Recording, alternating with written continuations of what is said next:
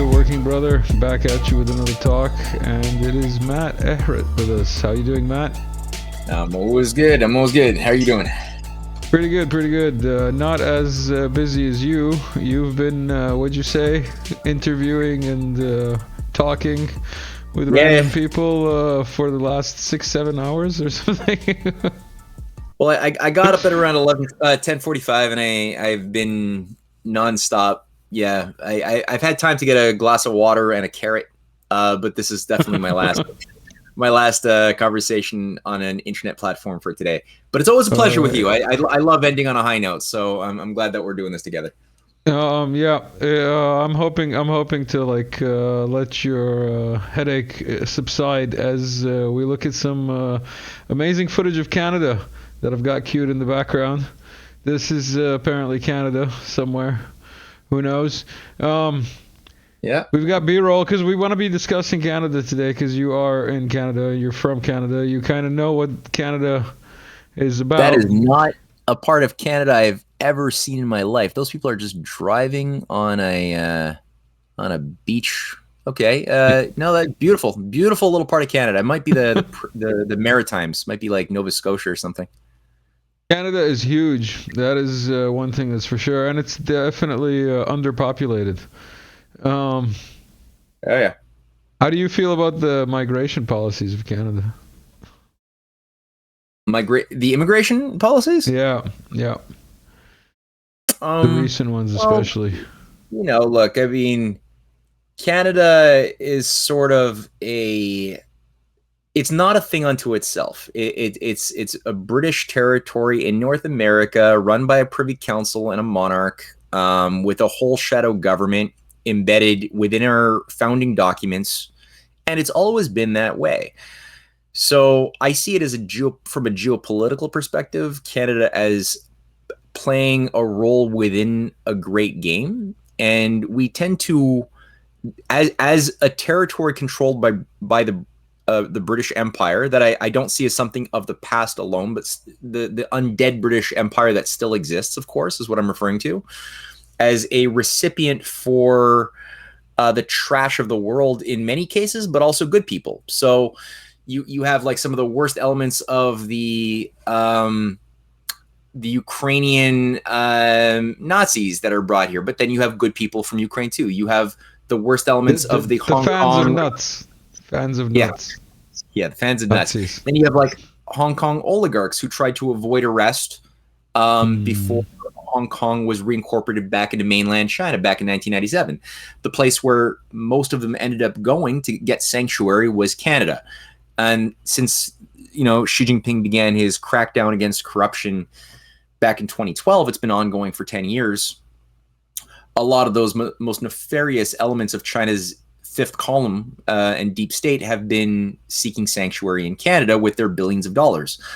Same thing for many of the figures I would say coming in from the Middle East in failed states that we destroyed in Syria and Iraq and Afghanistan. And I'm not saying every immigrant coming into Canada are ISIS, but I think that there is a disproportionate amount who played a very nefarious or negative role within those countries during the period that they were targeted for geopolitical destruction by NATO, by the Five Eyes, and by the CIA, which always funded these various terrorist outfits. So we have this sort of problem. And the other hand, too, like the Trudeau administration and George Soros are pretty in alignment with their values and desires for the way the world should work. So the Tides Foundation is sort of the George Soros Open Society umbrella group in Canada that funds many different environmental, human rights, native groups, other things, all under the teary-eyed, sort of banner of equality, saving nature, Black rights, Native rights, other minority group rights. But in reality, it's all immigration, opening up for immigration because we want to have a big heart. And it's true, we want to have a big heart. That's the one good thing about Canadians. They have a big heart. But mentally, they're sorry, eh? They're very sorry. They could do. You could do some. Yeah, no, absolutely, no.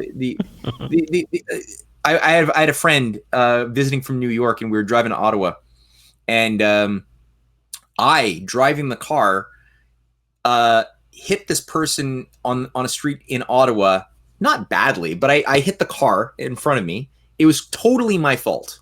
Totally my fault. The person comes out, and my friend from New York is getting ready to fight because he's from New York. The person comes out of his car, and the first thing they say is, "Oh, I'm so sorry. Are you okay?" It was totally my fault. And my friend from New York is like, "What the hell is going on?" So Canadians have big hearts. It's a nice thing to see as far as politeness, but there's a lot of ignorance and soft-mindedness about the how we're manipulated geopolitically.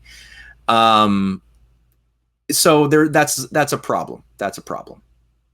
And you come at this from like a historical and scholarly perspective, in the sense that like you can back up what you're saying with documents and receipts.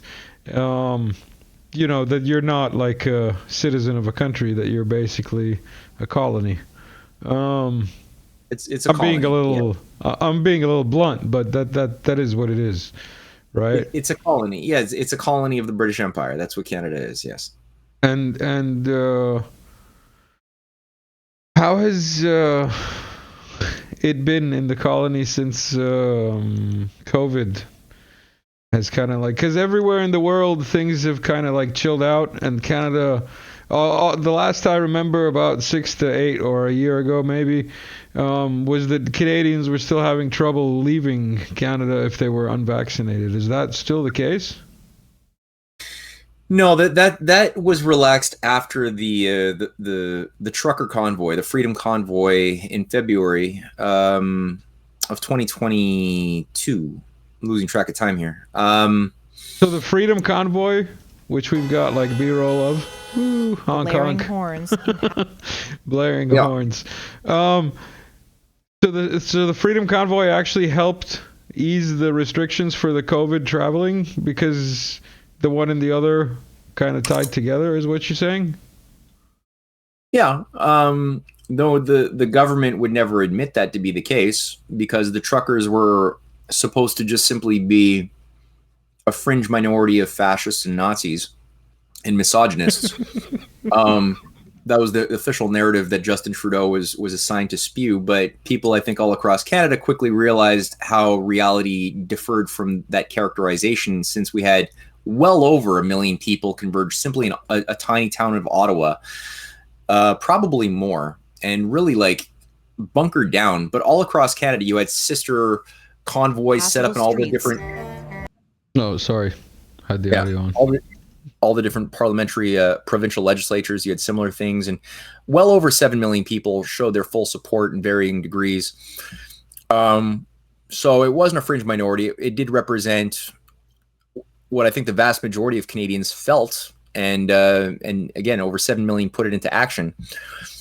And then they had to crack it down. So, I mean, we saw the vast illegal powers of the state imposing some emergency,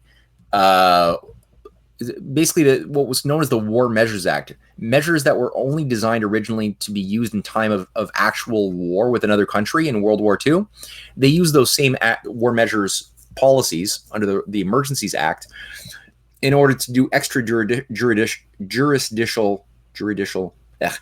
illegal. Jurisdictional. Extra jurisdictional, I think is the word you're looking for. But outside of the legal flame word. Illegal arrests, illegal crackdowns, towing of cars, the destruction of civil liberties, no habeas corpus, people arrested. And it's sort of like our January 6th, where many people who didn't do anything to merit it were arrested, not tried.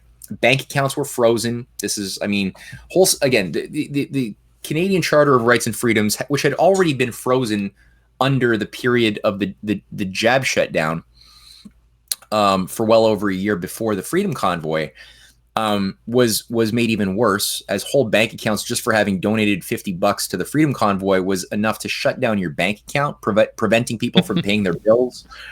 Was it like you had to give 50 or more, or was it like any amount? Like was $49 okay? Yeah, no, I think $40 was somehow the arbitrary limit that they put on there. But yeah, and then Chrystia Freeland, who's the deputy premier, a Rhodes Scholar fanatic, made a point that this creates a wonderful tool that the Canadian government will now enjoy forever, she says, to mitigate similar crises in the future. So she basically admitted that they have every intention to use this as a legal precedent anytime they want going into the future. Wasn't there some pushback like a couple of months later in like the Canadian Parliament or whatever it's called, the House, or like there was a couple of were they governors or mayors or something of the sort that were like pushing back, and they were gonna try and prosecute or push these Freeland people back, or did nothing come of that? I can't remember any names, but I remember some lady wearing blue. No, I don't remember that.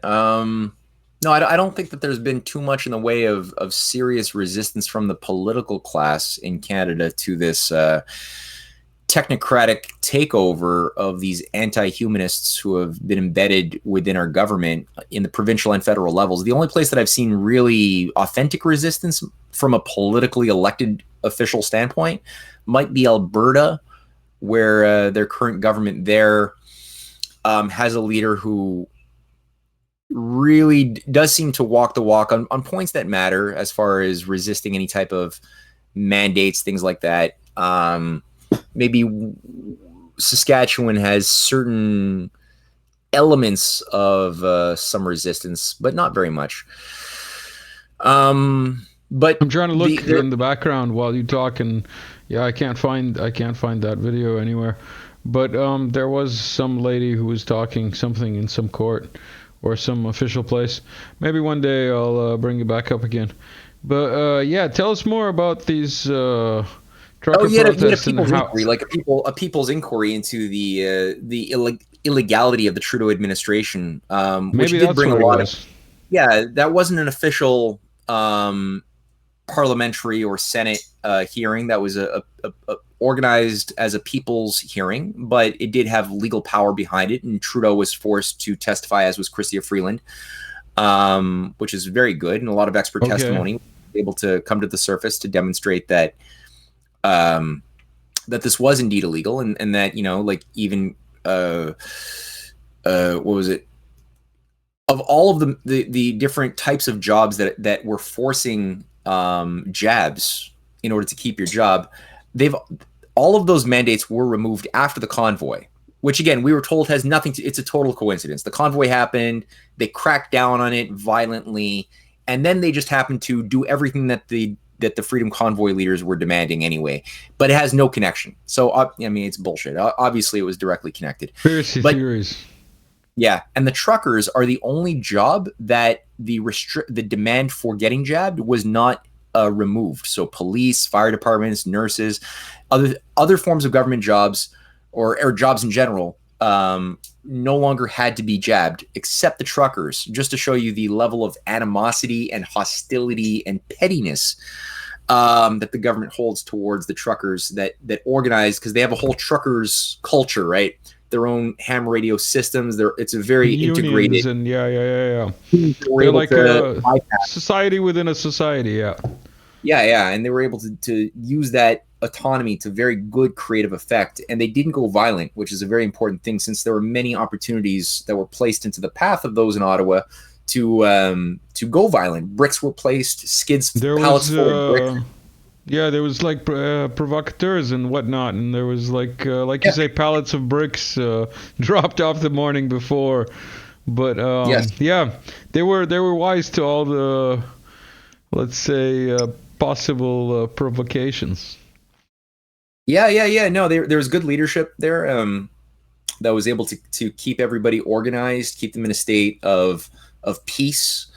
Very, very family friendly situation. So it was difficult to maintain these media narratives that Nazis and violent anarchists were trying to subvert the democratic republic, like the democracy of free capitalist Canada. We just didn't play into those traps. So that was very good that people kept their heads on their shoulders. But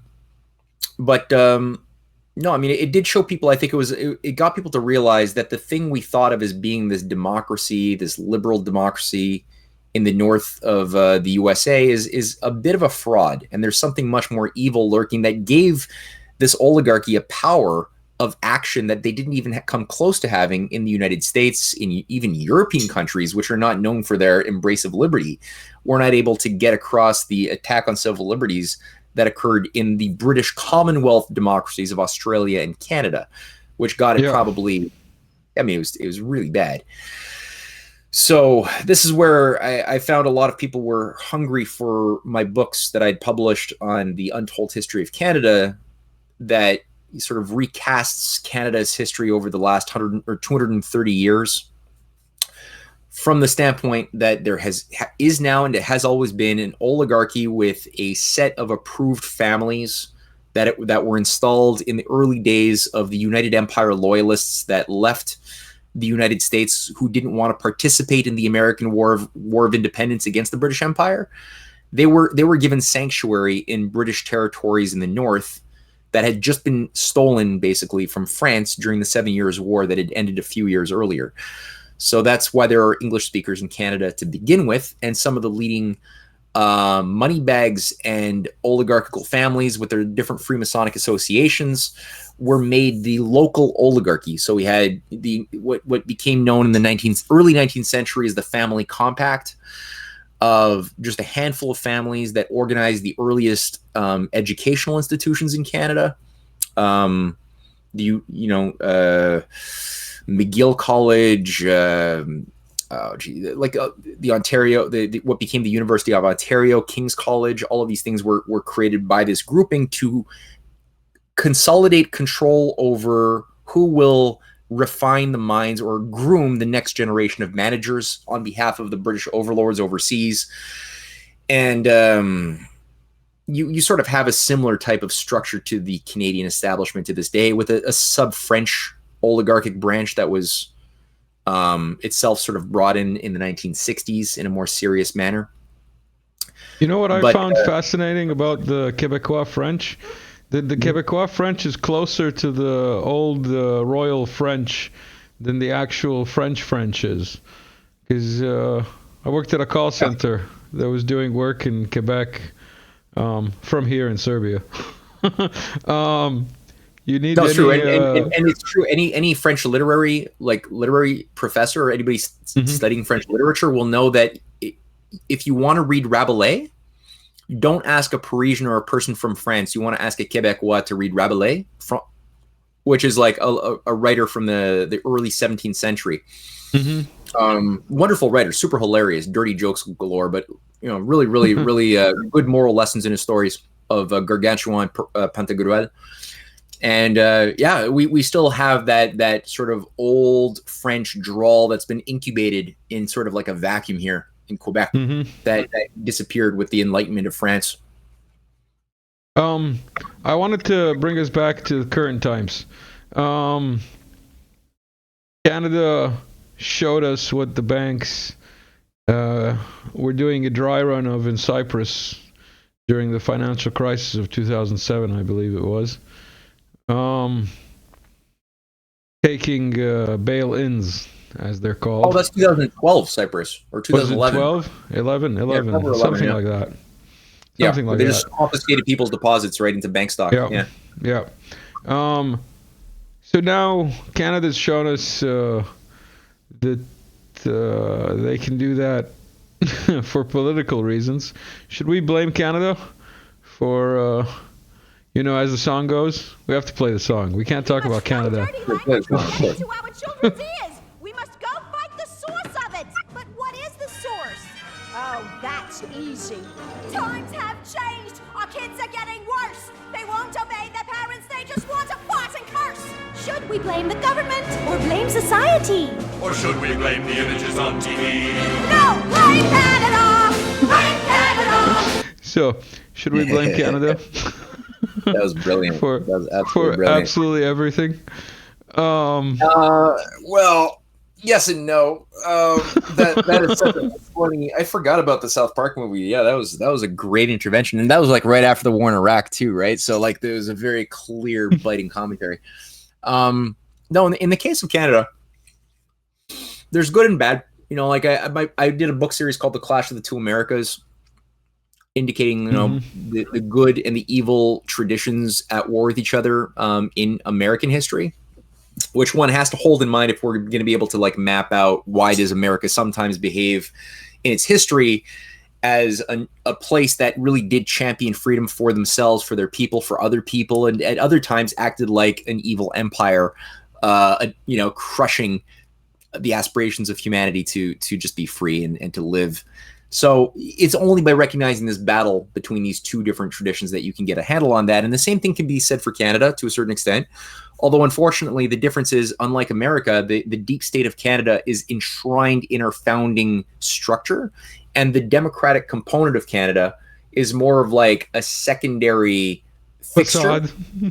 Yeah, whereas in America, the founding documents are solid. And there's like an anti-oligarchist structure at its root, and the deep state has seeped in from the outside. So it's a slightly different relationship there.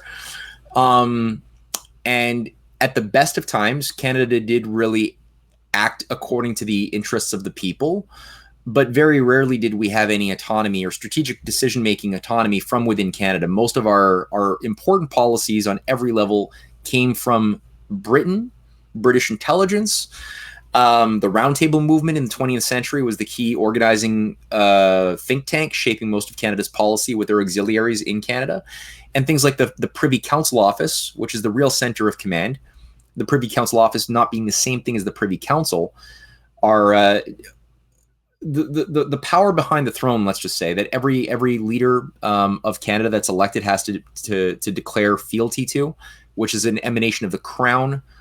And if you look at the American leaders that were assassinated, I mean, many of the worst things that happened to the United States happened via Canada. The murder of Lincoln, the murder of JFK, a lot of the economic terrorism against Canada, against the United States in the 19th century, occurred through the work of Canadian economic terrorist organizations like the Bank of Montreal, the Bank of Ontario, that were running economic warfare on behalf of the British against Lincoln during the Civil War and afterwards. That sounds like we should do a special on economic warfare of Canada against the U.S. I've never heard of this, but I have not read your books, to put it lightly. The best place would be probably Volume 2 of The Untold History of Canada, or Volume 1 of The Clash of the Two Americas. Goes through those stories. Subscribers will know we've shared links to where your books are available, both in the Telegram and in links here in the description. Speaking of descriptions, you can always buy me a coffee now so that you can keep this show running. All right, now that that's out of the way, thanks to everyone who has already bought coffees, and thanks to all the patrons. Matt, we've done a short little episode on Canada, kind of like an intro to a background to Canada. Is there anything that we haven't touched upon that you want to maybe mention?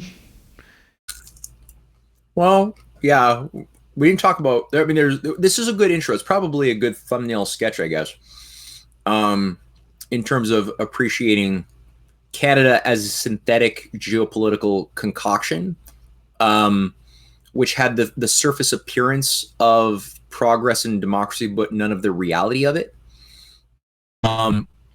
We could probably use this as a springboard for a future segment that goes into a deeper, like, Tim Kirby, our mutual buddy, asked me to do a deep dive with him about a month and a half ago, sort of recasting what the hell is Canada as a wedge between U.S.-Russian relations. Like, that's one of the most highly valuable roles that Canada has played for the empire, has been to be a wedge preventing a natural occurrence of cooperation on economic development on the Arctic between Russia and the United States, who for most of the last 200 years of history were very close, had a very tight brotherhood and common camaraderie, and common fight, even going back to 1776. So Canada has played a negative role there too. And we could maybe unpack some of that stuff, some of that, the details, the battles, the drama on that in a future segment. But I think for the time being, what I would say that people need to understand about Canada is that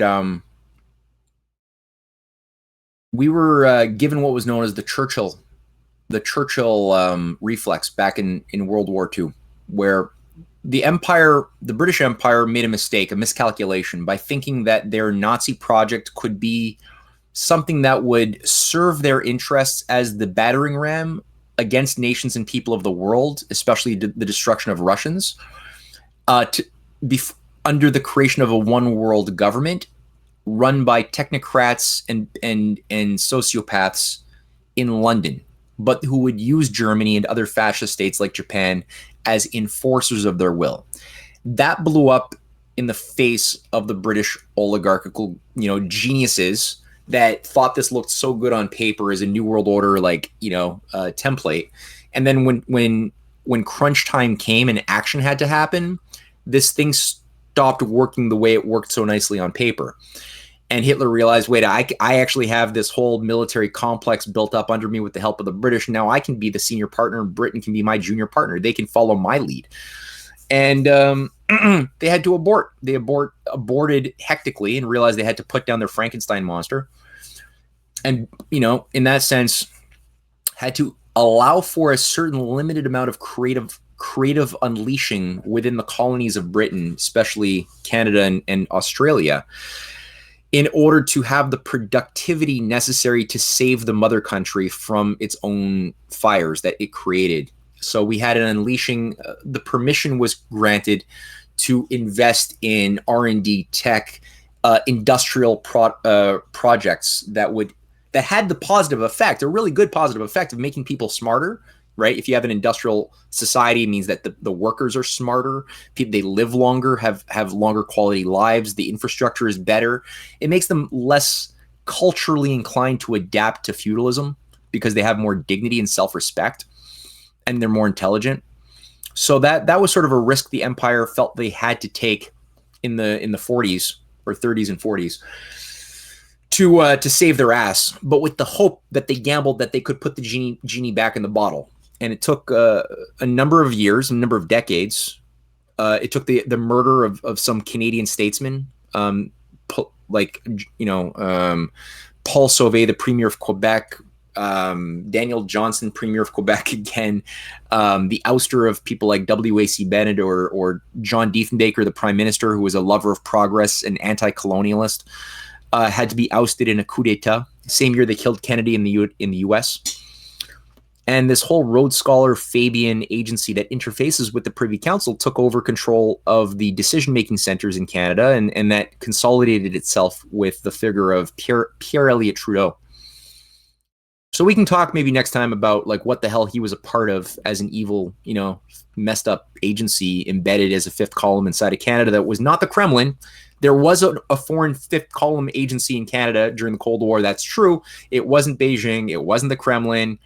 It was London, still is, and people can understand how it is that Canada did such illegal things during the mandates and then during the crackdown on the Freedom Convoy, and even now against the farmers who are suffering badly and are going to continue to suffer badly unless we can get a real nationalist fight against this thing that's trying to destroy our farmers, just like they're doing in the Netherlands.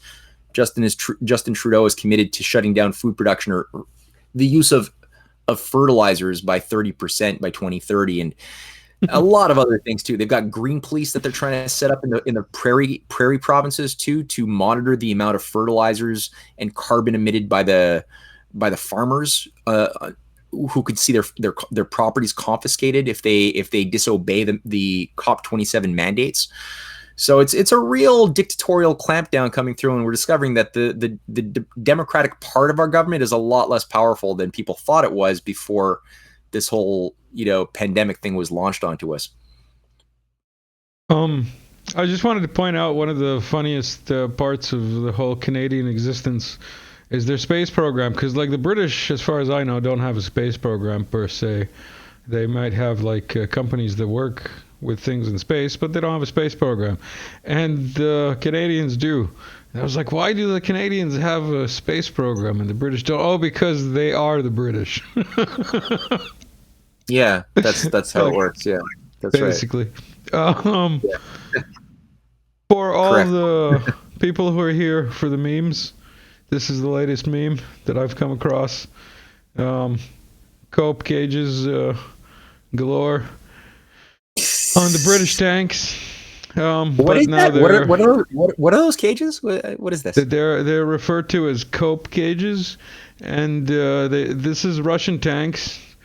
And they're anti-drone, because like the drones have warheads on them, so they bounce off of this stuff. And now the British tanks have come out, and the Ukrainians are saying, like, you know, that's normal. But before they were making fun of the Russians. It's just funny, like British intelligence. And for everybody else who's here for the memes and for the Simpsons prophecies. Are you ready for the next Simpsons prophecy? I mean, well, as Bill Clinton said in that episode of that Halloween special, LaRouche was right. LaRouche was right before he got sucked out into the tube into space. Is that what he said? I don't know. I haven't followed the Simpsons. Yeah. It's where you have like Bill Clinton who's like abducted by the aliens, and Homer's on their ship, and he's like floating around naked in a tube. And he's like, "What? Shape-shifting aliens?" LaRouche was right, and he gets then sucked out into space, and then they clone Bill Clinton and go back wearing his skin. All right. So on that bombshell, everyone, thank you for sticking around. Matt, thank you. Have a good one, everyone. See you soon. Bye.